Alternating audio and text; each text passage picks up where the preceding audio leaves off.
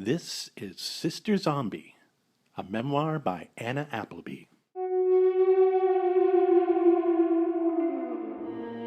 This podcast is performed by Angie Morency, written and produced by Harold Brody. For all information about music and sounds, including links to composers and tracks, go to sisterzombiessounds.info. When we last left our story, Chloe had confronted the Griffin Hills High cheerleading squad with her plan to infiltrate and conquer, while Anna went to class.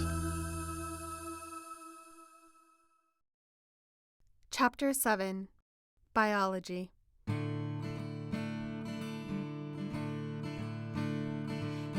Later that morning I had biology class, which is one of my favorites, mostly because James is there and Chloe isn't. And also because I like the teacher, Mr. Spellman, which is not to say that I like biology at all. In fact, I hate it like I hate most of my subjects. If I couldn't be more clear, know this, that I hate school. Perhaps this may seem a contradiction, given my predilection for reading as I described earlier, but it is precisely this fondness for actual learning that made me hate school to begin with. High school isn't about expanding one's mind with the fruits of the past and present world. It's about society covering its own ass, making sure that all the little human units matriculating toward functionality obtain a minimum of operating efficiency, just enough to land everyone in a job to keep the machine going. Now, I'm not going to get all political on you. I'm not a communist or a socialist or a conspiracist, and I don't care about leading some diatribe against the man. Hell, I'm not even a feminist. I just don't like anyone telling me what I have to learn. Unlike the rest of the great unwashed of this school, I actually have intellectual curiosity. I actually crack a book of my own volition. I choose to learn. Everyone else here gets dragged through the curriculum kicking and screaming. Well, I choose not to be dragged.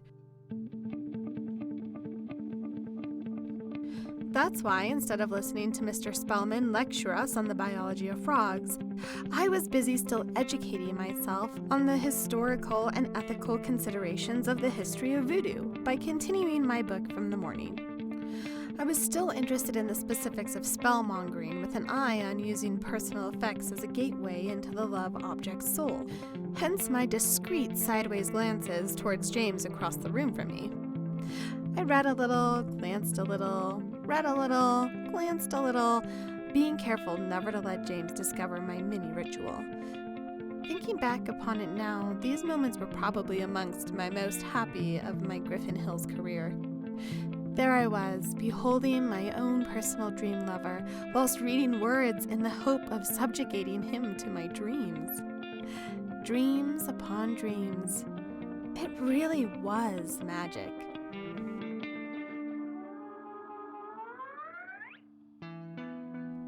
My reverie got complicated when James caught me glancing at him. My muscles involuntarily twitched, and while trying to be cool at the same time, all I could do was fumble my book onto my desk, losing my page completely as the book closed itself. I picked it up in an instant, pretending that the James glance never happened, humming a spontaneously composed ditty in my head, trying to maintain a semblance of dignity. I couldn't see James at this point, but in my mind he was laughing at me because I was such a dork. I flipped through the book quickly, for the sooner I started reading again, the better. It was just a moment after this that one of the students who was assisting Mr. Spellman slammed a large wooden board onto my lab desk. And onto this wooden board was tacked what was so obviously a crucified dead frog.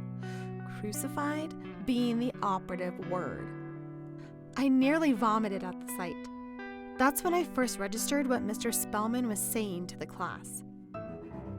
"Look for the opening to the frog's cloaca," he said, "located between the hind legs. You'll use forceps to lift the skin and use scissors to cut along the center of the body from the cloaca to the lip. Then you'll turn back the skin, cut toward the side at each leg, and pin the skin flat." You have got to be kidding me. Meanwhile, amidst this unholy jolt, somehow James had taken it upon himself to sneak over to my desk. I mean, holy shit, he was walking right up to me. This did not make any sense. In no reality whatsoever did this make any sense. James had never done this before. I don't know why I reacted with such panic and even, dare I say, revulsion. Wasn't this what I wanted? I wasn't ready, I told myself. There was still reading to be done, a foundation to be laid, dreams to remain unacted upon. This had to remain in the fantasy realm a bit longer. It was all premature. It was all too late. He was standing there over me, opening his magnificent mouth to speak. Hey, I talked with Chloe, and she still wants you to come to the falls with us after school. You up for it? James was asking me a question. There would eternally be only one answer for whatever James would ever ask me. Eternally. Okay. Great. Done. Now, leave. But James did not return to his seat. He kept right on talking. And I want you to come too. I know now what it is like to be paralyzed from the neck down. I froze like a statue. Hopefully a cool statue, but I felt like a drooler.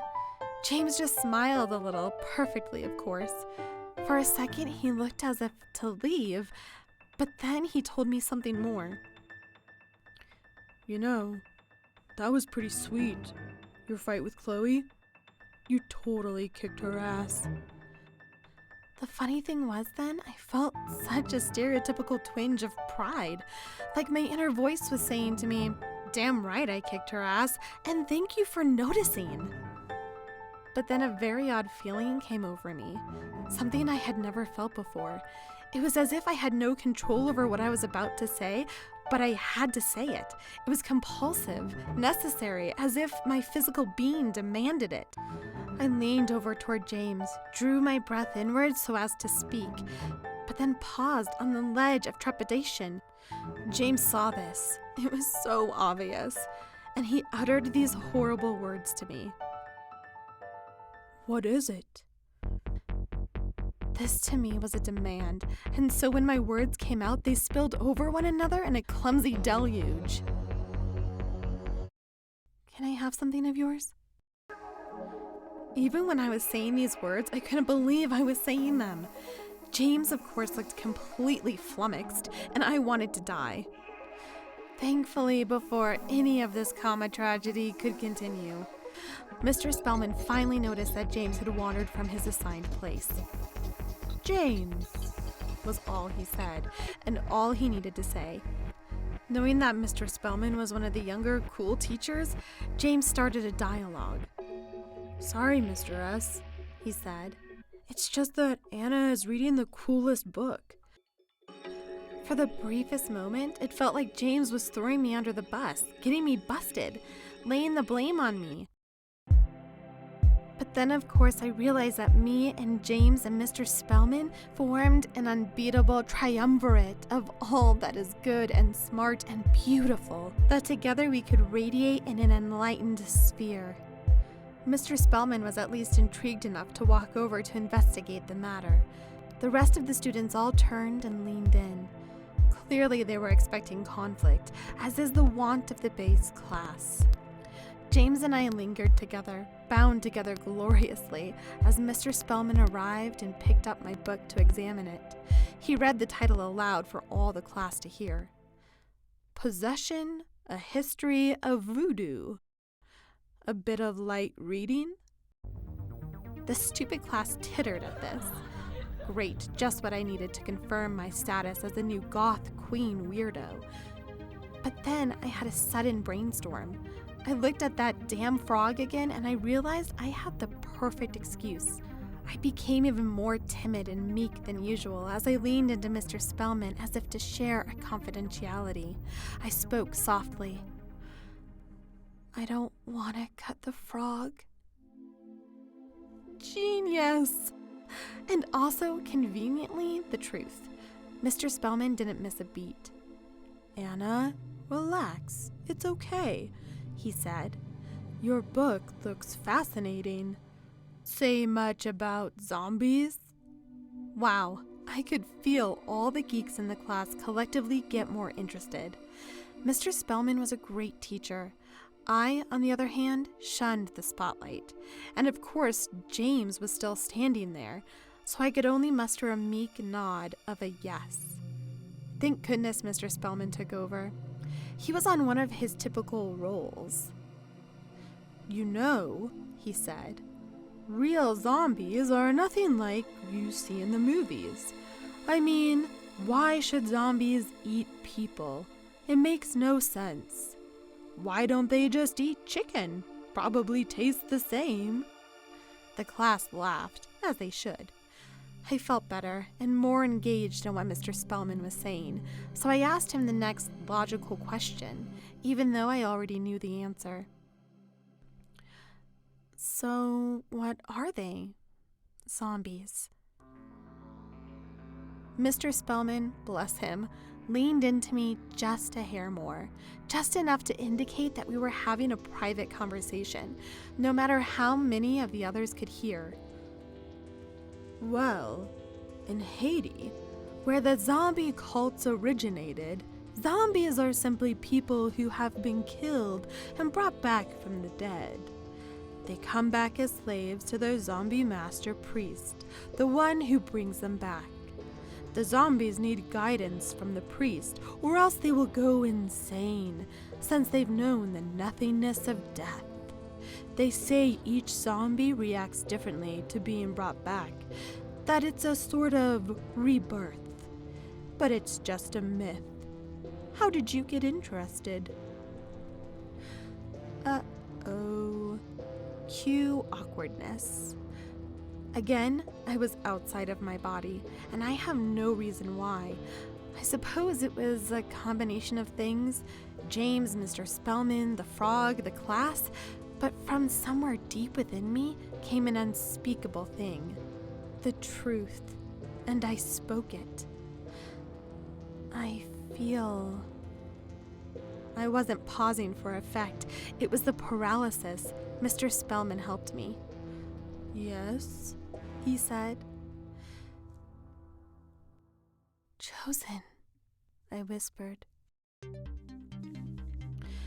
And before I could utter anything more weird, my body interceded, and I sneezed the mother of all sneezes.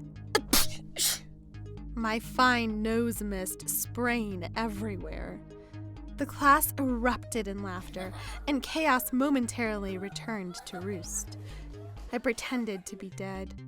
Mr. Spellman did the gallant thing and yelled toward the masses. "Back to work, clowns!" he barked. He held enough respect that the class followed his command, if begrudgingly. Even James moseyed away. Mr. Spellman knew he had more comforting to do, and he was right. He spoke to me now, truly in private. "Well, whatever the reason, I'm glad you've found an interest. And it is science. Tell you what, I'll accept a short essay on the biology of zombification instead of the dissection assignment. What do you think?" Unfortunately, a couple nearby students heard this and groaned in protest, I guess thinking that I was getting special treatment or something. I just wanted the whole thing to end, so I gave Mr. Spellman my stock response. "Okay." With that, Mr. Spellman smiled at me and walked off. Some semblance of order had been restored, but I couldn't glance at James anymore, not after all that. In front of me still was that poor dead frog, splayed so unceremoniously, its dignity forever stripped. Then I had an epiphany. My synapses fired, and it seemed so painfully obvious. I read my book and waited for just the right moment before I stuffed the dead frog into my school bag, wooden board and all. Nobody saw.